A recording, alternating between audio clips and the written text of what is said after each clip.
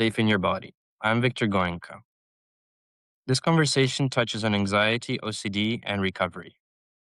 My guest today is Aline Kara Harrington, a public school teacher of 25 years, a writer, a yoga practitioner, and someone whose entire early life was shaped by fear, severe anxiety, and OCD that started in childhood, even as she learned to function and succeed. One arc, like always, where she started, what wired her, what turned it, and what safety feels like now. Let's go. Welcome, Aline. Thank you, Victor. It's very nice to be here. Absolute pleasure. Tell me, please, your story starts with fear quite early, severe anxiety and OCD in childhood. Yes, yes. As far back as I can remember, I could never sleep as a child. I basically tortured my parents, bless them. Um, I I would have constant nightmares. I was always afraid to be alone, which to some extent that's not abnormal for children, but it just kind of never left me. Um, a mom didn't know what was wrong. She just thought I was scared. That's it. Oh, she's being ridiculous that she's scared. Um, and I remember in school, once school started, like erasing my paper and having to write it over again because there was a voice in my head telling me to do that, or else my father was gonna die. Like, it was serious, and it was always telling me, "One small sacrifice, just go ahead and write it one more time." So, my problem really didn't come out until I was 19 years old. Um, my mom always knew I was, scared to go to sleep. I was scared to be alone, but, things did not come to a head until I was, like, 19, and at that point, things were just it was basically a breakdown. I couldn't be alone. I thought I had spirits chasing me around. I mean, it was scary, and I was raised Catholic, and, we say the rosary. I was at the point where I would be saying like 2,000 Hail Marys because I couldn't stop. And then finally I was I got some help and started going to cognitive behavioral therapy. I was diagnosed with severe anxiety and OCD, and I was medicated just for about 6 months. It was really just to kind of work with my therapist, face my fears, which was terrifying. Um, I continued therapy through my 20s, the cognitive behavioral therapy, and that helped me be able to really just tell that voice in my head to shut up. It didn't make it go away. It was just like I was still scared. I was but I was able to get enough courage to tell it to shut up and move on.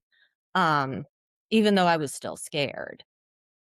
So And through that's through your personal insight, the survival patterns that high functioning women mistake for personality traits, I guess that carried on, right, with that voice. Could you unpack that? What patterns did you carry for years thinking they were just you? N I always thought I could control everything if I just did a little bit more, and I did a little bit more. So, as I matured, that happened in work, it happens as a mother, like you're gonna just do a little bit more, and I think a lot of women, um, want to be successful. We work. Some of us work and have children and, raise children at the same time. And that's a lot of responsibility. And I think Um, as a mother, certain instincts kick in automatically, that you want to provide for your children. You want to keep everyone in your family and your household happy. But I think when you've suffered anxiety as well, it just compounds the situation, you know? So the fear-driven control, perfectionism, hypervigilance, overfunctioning, these aren't necessarily just traits, they're nervous system managing chronic threat. And the body learned so early that it felt like an identity. Yes. Yes, absolutely. Absolutely. And that was my whole life. I mean, and I didn't realize that until, gosh, about 12 years ago, when I started practicing yoga. 1 week of practicing yoga, I think, did more for me and for relaxing, getting out of that fight or flight mode than years of therapy ever did.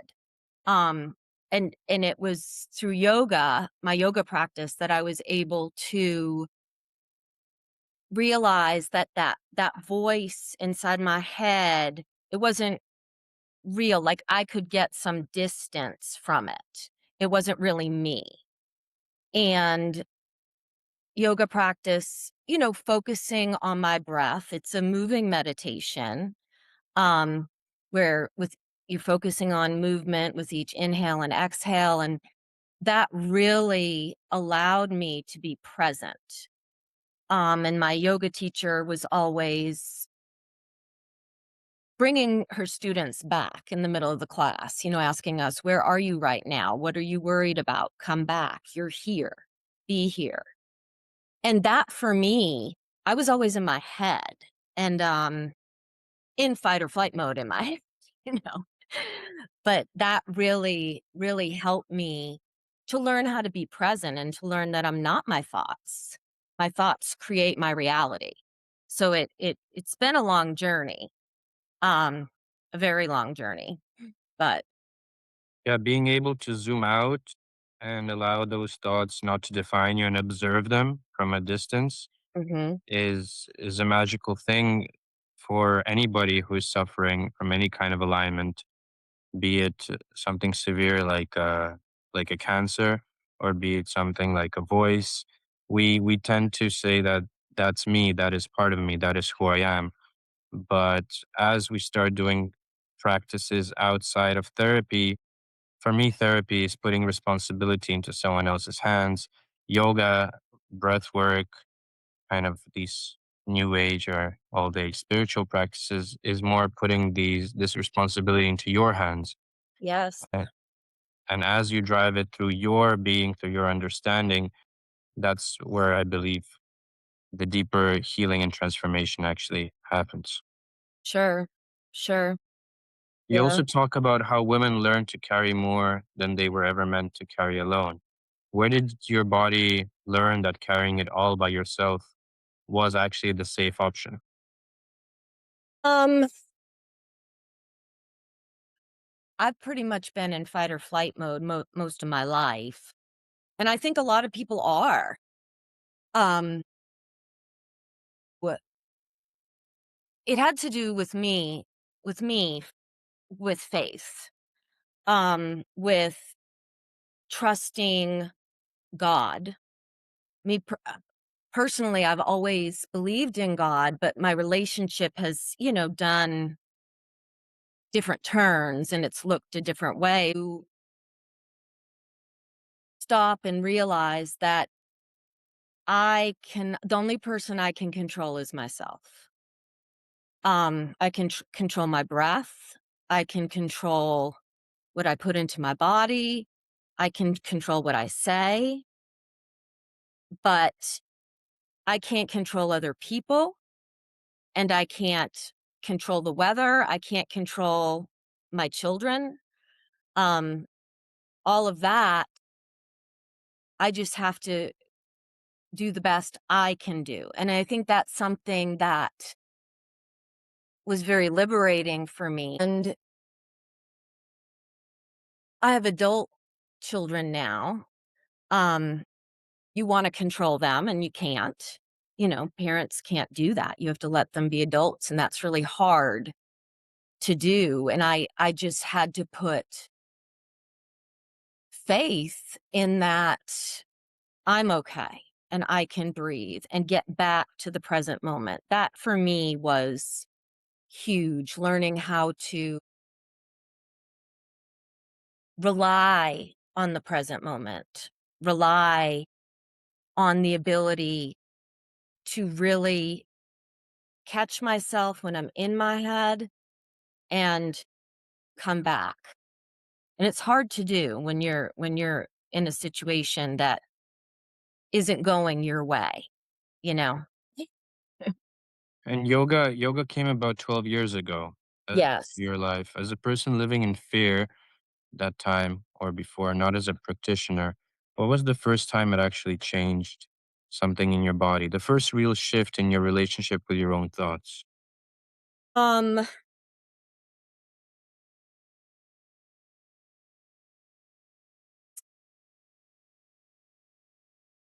when I'm on the mat, I think it was the first real shavasana. At the end of yoga, we do something called corpse pose, where after you're practicing your yoga, you're hot, you're tired, and you just lay down. The whole idea behind it is you die and then reawaken, die spiritually, like your practice is over and it's a renewal, a rebirth. But for me, I remember lying there and I was present. I wasn't dreaming. I was just so relaxed and so at peace, which is something, I didn't experience all the time. That was a huge stepping stone. And I'm not done with my journey yet, but I could still never sleep alone. Like I was afraid of the dark. I'm getting better. I could never sleep alone. I had to. My husband travels for work. I mean, you do have to sleep alone, but I'd have the light on. I'd be all like bundled up. That's all I ever knew. And that didn't go away. Um, but recently I have learned through things not going my way, through doing a fear inventory, um, through trying to face my fears again, that I'm okay, and I don't have to replay that pattern over and over again. Um, so now I never would sleep like on my back. That's like a very vulnerable position. I'd always be, on my side covered up. But now, you know, I can sleep anywhere. I'm relaxed. Like there's something in me that learned, and it's my faith. It's my faith. For me, I learned that every trial that has happened, and everybody has trials, everybody has something happen. You can't get through life without things not going your way. Some of us have more severe trials than others, but I learned that everything for me was about me and my relationship with God or my higher power. Recovery later became a major turning point. Uh, Absolutely. what kind of recovery was it? Was drinking? Yeah, it was drinking, and that just happened 3 years ago. So I was, into my yoga practice a good 9 years, and drinking. I was self-medicating is what I was doing. And I started that. I had a good 20-year drinking career where that got progressively worse, but I was self-medicating. I still had, even though yoga was helping me 12 years ago, I still would leave yoga practice, buy a bottle of wine on the way home, and that's how for me, how I would really get rid of the tension. It got to the point where I couldn't stop drinking, and 3 years ago, I got some help but recovery took me to the next level.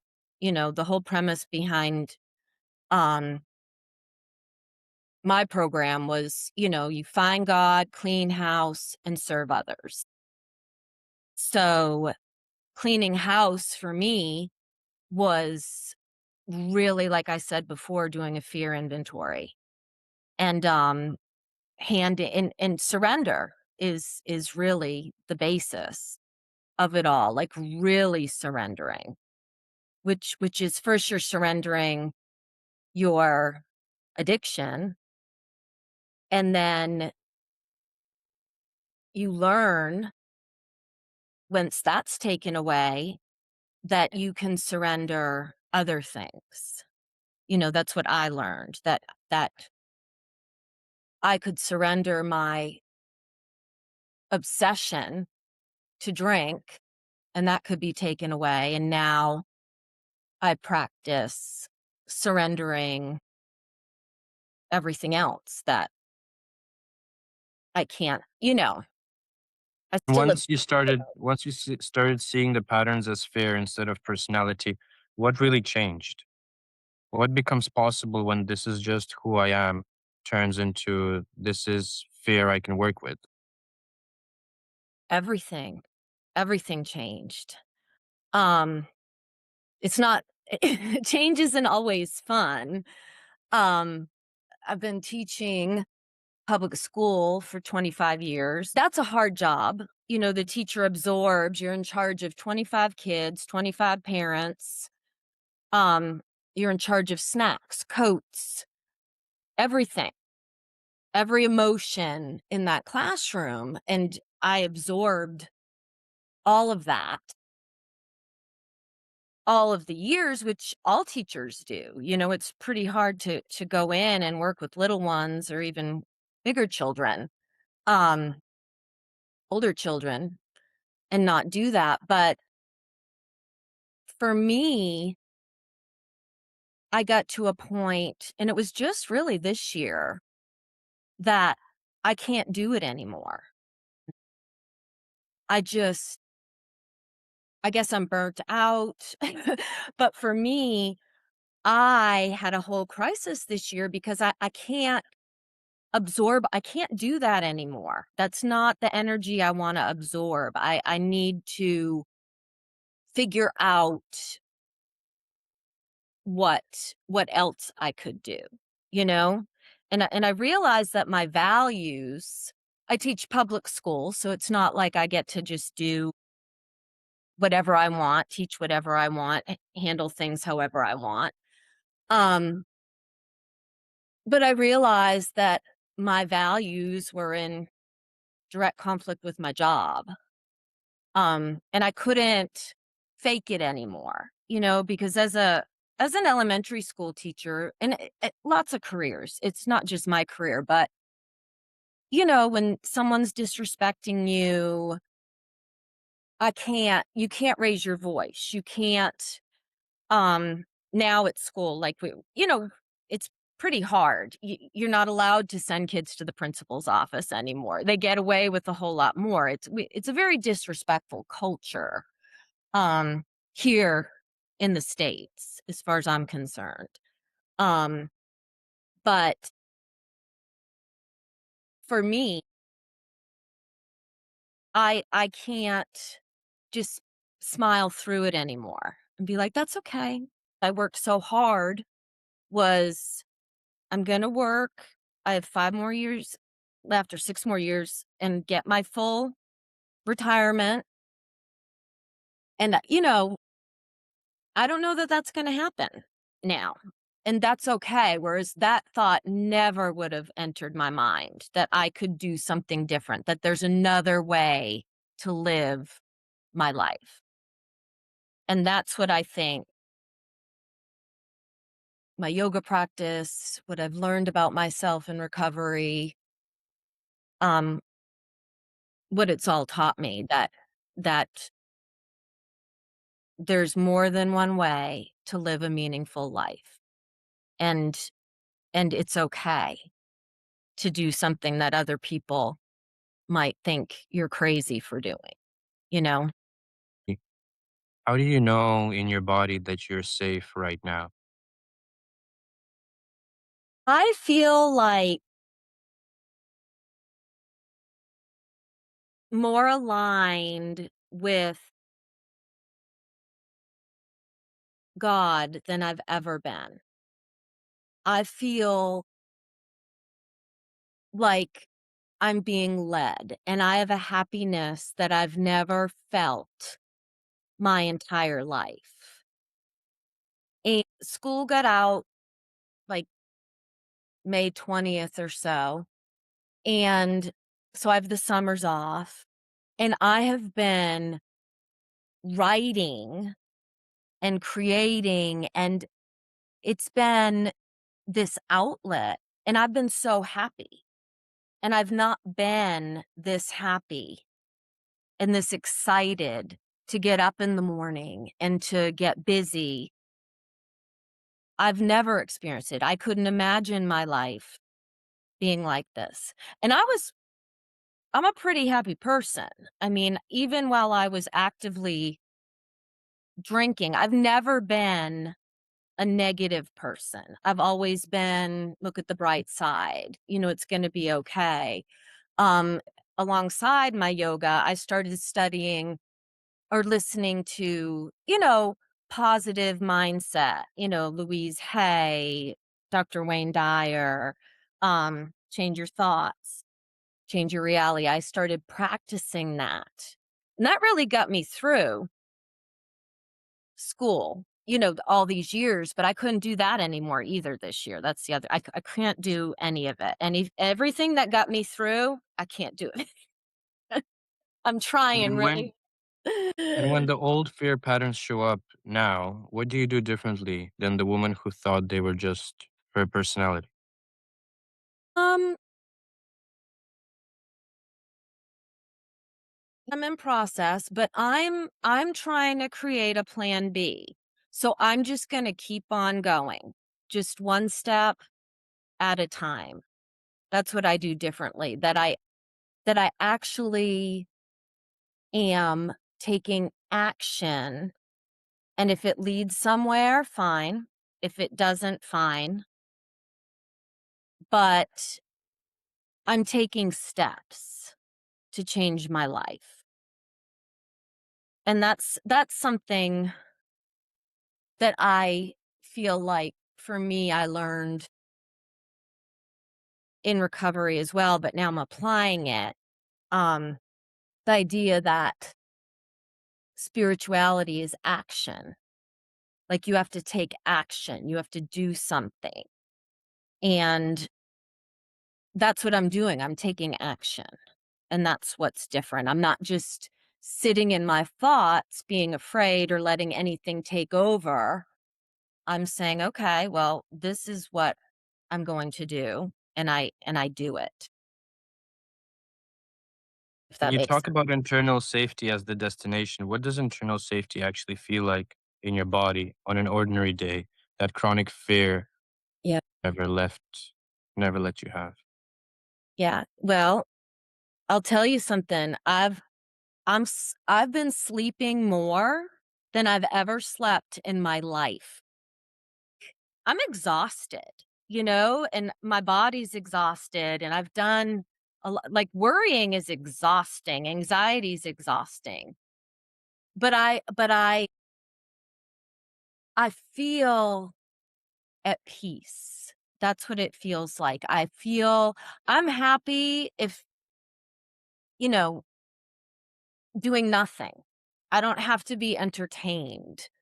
Um, I don't have to be busy to be happy, and I feel like that's how I was in the past. Like, I had to be busy all the time. I had to be doing something. I had to be productive. I had to, check off all the boxes, and I'm just happy sitting on my porch. I'm totally different. I'm totally different. And the biggest thing is, like I said, for me, being able to sleep at night if I'm by myself and not be afraid and to shut off lights and close my eyes.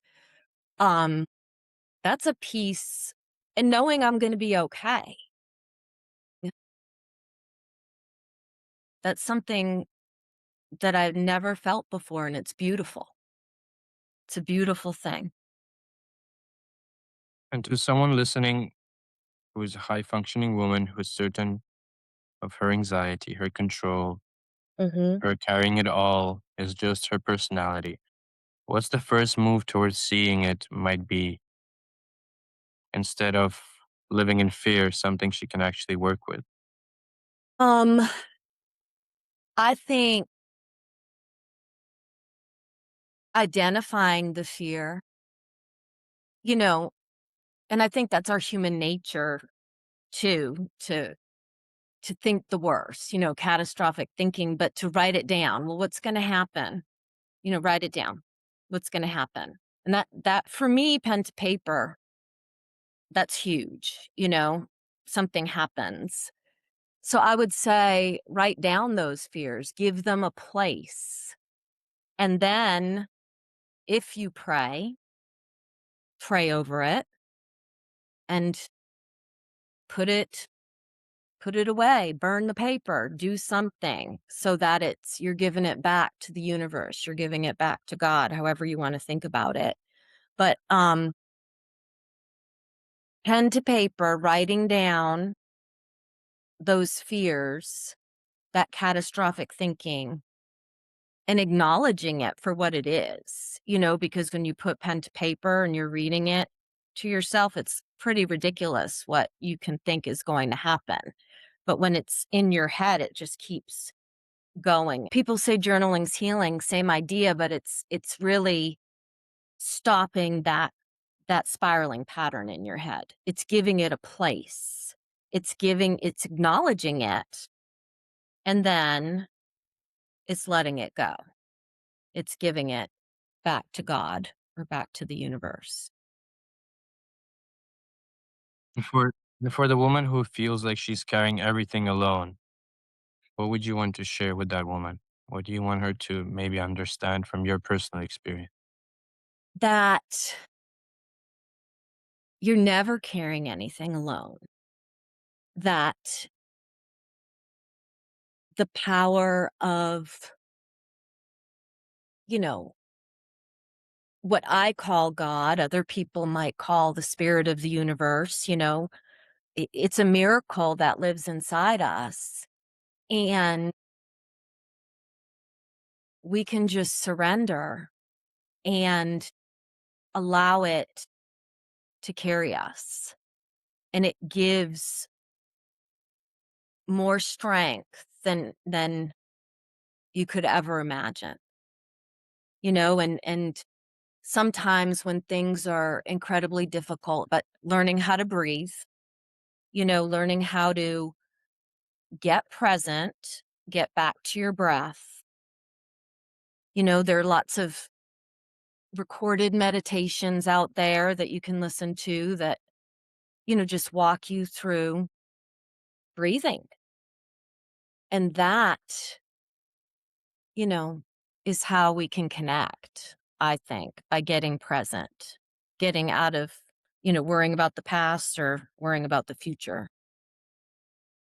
Yeah, I resonate with that. I work with the breath for over 8 years, and coming from a psychology degree, therapy was never something I was attracted to. I always felt in therapy we can keep on creating problems, but through breath work, we can address our problems straight on and become our own therapists. As you said, zoom out, observe, and not be that voice. Be able That's to watch that voice from the side. that's right. That's taking action. It's an action. And that's what I believe all women need to do, and men, you know. Where can people find you in your writing? What I'm are on S I'm on Substack. It's Aline.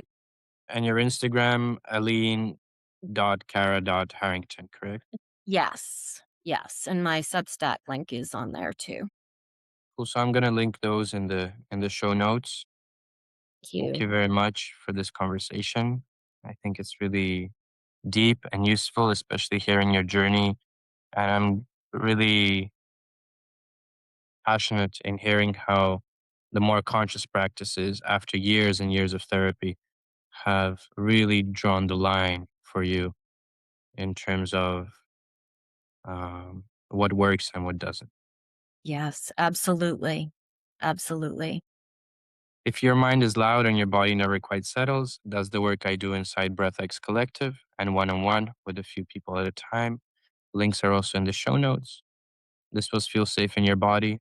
I'm Victor Goenka. Thanks for listening and thanks for being here.